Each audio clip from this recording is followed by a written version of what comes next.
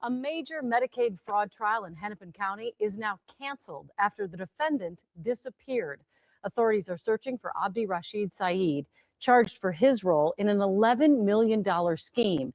And as Lou Ragoose is here to explain, all it took was $150,000 to avoid the consequences. Lou? Julie, it was a bail amount lower than prosecutors wanted, and it came with no guardrails. Abdirashid Said had his passport and technically no travel restrictions. Part of our culture to help people. Abdirashid Said is the original personal care assistant company fraudster who stole taxpayer money while claiming to operate out of this mailbox at an office on Central Avenue in Northeast Minneapolis. After he was convicted in 2021 and ordered to have nothing to do with companies that receive Medicaid money, other PCA companies took his place at the Central Avenue office, and Said started receiving checks from them. Were those checks for employment for you, Mr. Said?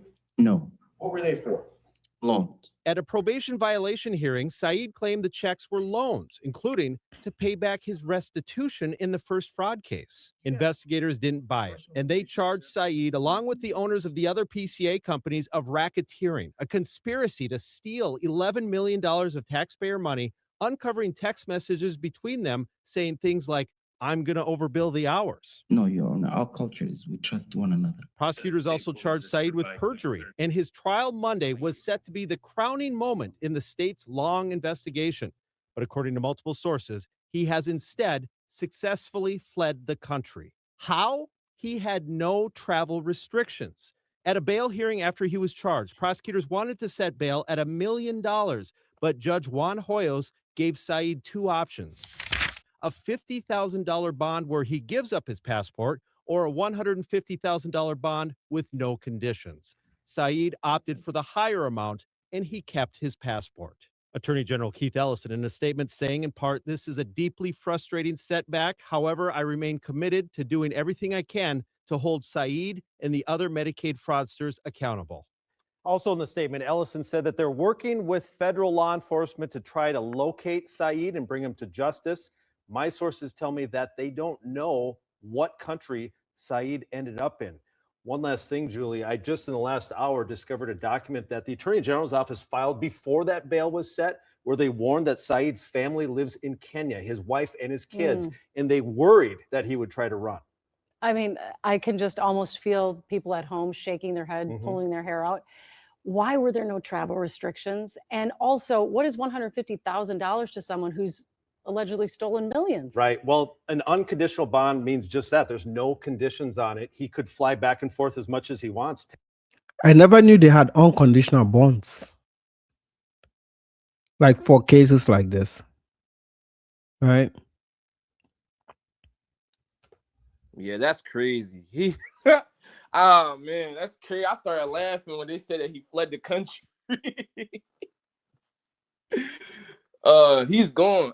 Does Kenya even have a, what do you call it, an extradition treaty with the U.S. or they don't? Kenya does. Oh yeah, then I'll get him. Kenya does, but I don't think he went to Kenya because the guy that will plot this will be smart. I think he went to Hargeisa, which is Somaliland. Oh yeah, if he goes to Somaliland, then he's home free. I Yeah, I think he's the. Yeah. Yeah, I think he went to Somaliland, man. How many years was he facing? State prison for these things, first time offender, usually it's like 4 years, bro. Oh, this wasn't a Fed case? It wasn't a Fed case. It was state whatever, Medicaid or something. How much money did he make? $11 million. Yeah, I'd probably get out of here too. I'm just me too, bro. And he had his entire family was already in Kenya. The kids are already in Kenya. He's probably built a lot of property there. That's where he stacked the money. Yeah, and he's over. If he had that much money there, he would have maybe done his sentence and then go back home and retire with the rest of the money. But like shit, no. Yeah. If he goes to Kenya, they'll find him and bring him back. But Yeah. I think he knows that for somebody to really plot this to leave the country, my guess is he's in Somaliland because the Somalis will never deport. They will never extradite to the U.S. Yeah, he probably took off to some. If he goes to Somalia, I think Eritrea, Ethiopia, remember, he can always get a new passport, change his identity, cut his hair. He could get new, he has $11 million. So that's a lot of guys in Africa. That's like endless amount of money. So in that case right there, he could do a lot. He could switch up a lot and get a new passport, new identity, and change everything, and he'll never be seen ever again. But you are right. In Kenya, they do deport people. I know there was a guy, I forgot where he was from. He was from one state. He ended up unaliving somebody. He ran to Brazil, and then he took off to Kenya, and but he wasn't. He was like, I don't know what he was. I think was he like Black American, or he was I don't know where he wasn't African, but he unalived somebody like 10 years ago. He took off to Brazil, and then he found his way in Kenya, and then they found him. They managed to find him, and they deported him back to the United States. He was extradited back to the United States. So I don't know. You could Google that story; it'll pop up. It happened sometime last year. It's not that long ago that he was there was also a Somali kid in Seattle that murdered a lady. I think he tried to steal a purse, and then they like went and bought a bunch of gift cards with the lady's credit card, and then he fled and ran off to Kenya.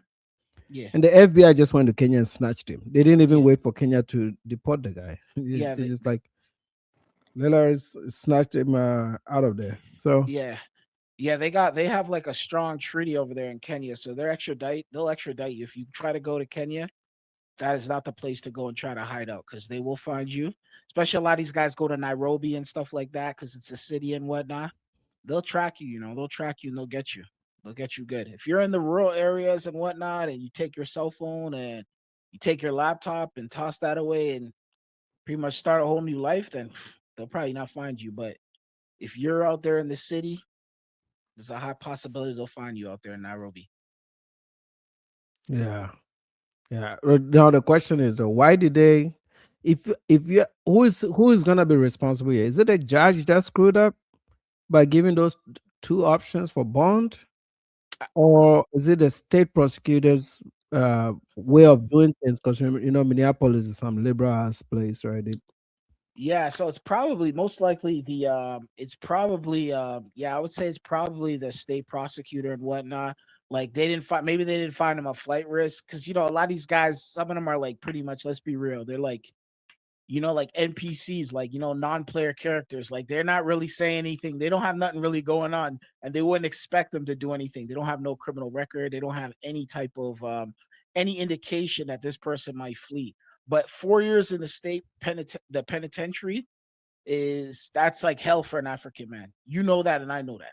We're both African. Yeah. So Yeah. African guys don't like. African guys, they don't like jail. They don't. Yeah, they don't like jail. We're really scared of it. Even though these guys are do financial crimes, they go to really low security prison. And in this case, this was going to be a state prison. Yeah, a state prison, but still, you never know. The state guys are, you got to deal with all types of, African guys don't want to deal with all these characters in there. You're gonna get all types of. They don't have the appetite for that. So in their mindset, they're like, oh, if I stay in there, somebody can kill me in there.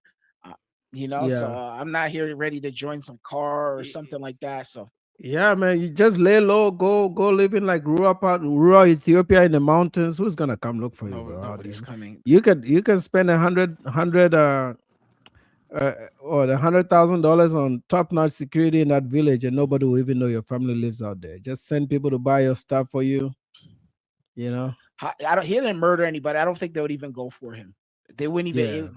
He didn't. It's not like some high-profile crime. He's not Edward Snowden or something like that, or he didn't unalive anybody. So it's kind of like it's that kind of crime, so it's financial crime. So, and it's not like Minnesota has a lot going on right now. There's a lot of people going to jail for a lot of stuff. A lot of the Somalis, so they're there's code red on them right now. So the block is hot for them, and a lot of people are talking about it around the world. A lot of people. I remember I was hearing some people in Sweden saying how You know, they have issues with them over there with the welfare system. You know, they uncovered a lot about them. That whole situation. I think they need to get rid of Ilmar, or what's her name, Ilmar? Ilhan They need to Omar. they need to get rid of her. She's horrible. They got to they have to, just for I think for the best interest of Somalians. Get rid of her. She's horrible. Yeah, because and they need to change too, man. We got to be honest about this shit, bro. They need to change because see, right now, when people like that do that, even though we're not Somalis, they're still Africans. When we have to kind of like defend them in a way, but you don't always have to defend what is wrong, though. Why should you? You should never defend what is wrong. No, the reality is they're in the United States. They got to work.